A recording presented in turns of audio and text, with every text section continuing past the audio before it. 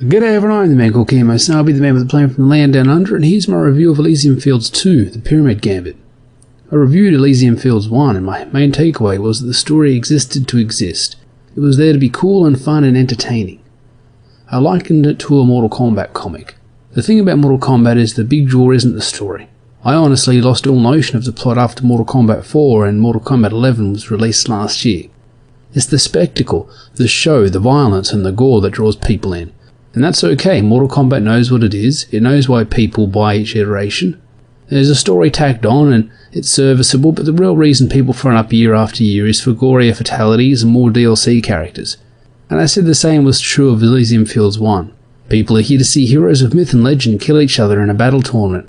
Their own foibles and follies would factor into the battles and the surrounding drama, but the main draw was the cool factor of seeing Heracles face off against Gilgamesh, to see Achilles slicing Odysseus' arrows from the air.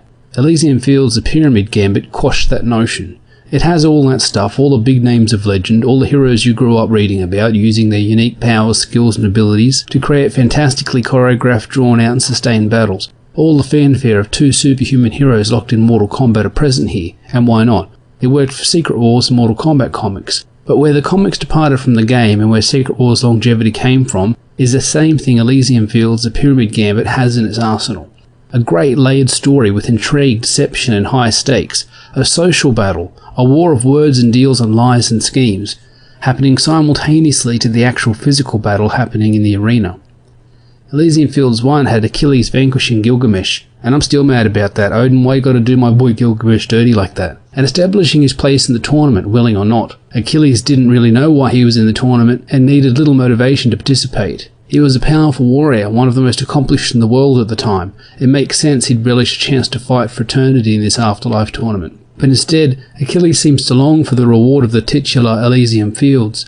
Like the Vikings of the North, one would imagine an eternity fighting is heaven for Achilles, but instead he seems more interested in spending that time with his beloved, reliving the happiest times of his life, before he ever drew his sword to slay a man. The recalcitrant warrior is a classic archetype, and very welcome to throw a spanner in the works of a fighting tournament. That's not to say Achilles is a hesitant participant, rather woe betide anyone who stands between him and his happily ever after. Achilles is portrayed as being in love with Patroclus. Unlike the Brad Pitt helm to Troy, the hero's sexuality is portrayed accurately, but it's not a selling point, it's not a crutch to gain support or sympathy for the book. This title could have been advertised under the LGBTQIA+ banner, but Achilles' proclivities don't impact the story at all, and unlike other so-called queer books, who he likes to sleep with doesn't shape the aspects of his character that matter to the story. Rather, the decision to stay true to the source material regarding Achilles' homosexuality likely stems from Oden's attention to detail and disciplined approach to business and storytelling. And storytelling is his business. The dialogue here is clean and clipped, no words wasted, and a nice balance between the more formal speech we associated with period pieces and modern, easy-to-follow dialogue. He balances exposition with action and does that thing where meaning and previous interaction are implied. It's a good writing practice. Rather than have the characters explicitly detail what has happened before, they hint at it and we're left to fill in the blanks. It's a smarter style of storytelling than classic comics of yore, where characters were telling themselves, their allies, or us information that we already knew. I reviewed the first Elysian Fields quite favourably, but this issue improves on the previous one in every way. Everything you liked about the first issue is back, but bigger, better, and there's more of it. Elysian Fields, The Pyramid Gambit ups the ante with more historical and mythological characters. We met Nergal, Hercules, Hades, Osiris and Isis, Theseus, and mythical figures from other pantheons and cultures. Each of these figures are given their own character, their own foibles and quirks.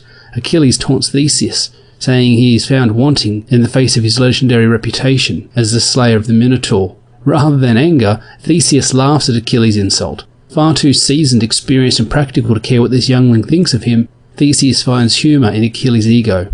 As depicted in legend, Heracles is a hothead, always ready to fight and fall back on his incredible strength to win the day. These characters are both familiar and fun, enjoyable to read even as they hit notes you've all seen and read before. Elysian Fields' The Pyramid Gambit goes from 2-on-2 arena battles to full-on magic powers, sorcerers, raising vast mazes of trapped fighters, and legions of undead for them to fight through. The combo gets bigger and bloodier as the stakes get higher. As more legendary figures are added to the roster, so is more power, more magic and more intrigue. I'm steadily becoming more impressed with Michael Oden as a writer, having read his work on Embrace and the upcoming American Bliss, which he is working on with Dave Brink of Perfect 10 fame. Michael Oden is establishing himself as a serious, capable writer that can handle a range of genres, and innately understands the conventions of both storytelling in general, but comic book storytelling in particular. Elysian Fields 1 is currently available as a remastered edition with art tweaks and improved colours. The new visuals provide vast new levels of complexity and visual engagement, and are definitely worth the price of admission, particularly if you're someone who missed out on the first issue of Elysian Fields the first time around. I'll post a link for it in the description below. I'm of the opinion that anything Oden writes in the future will be worth checking out, be it the Embrace, American Bliss or Elysian Fields 3, which I will definitely be backing when the next campaign goes live. Don't miss out on picking up this book or the Embrace to check out this up-and-coming writer's penchant for measured, deliberate storytelling that meets expectations and delivers fun and engagement.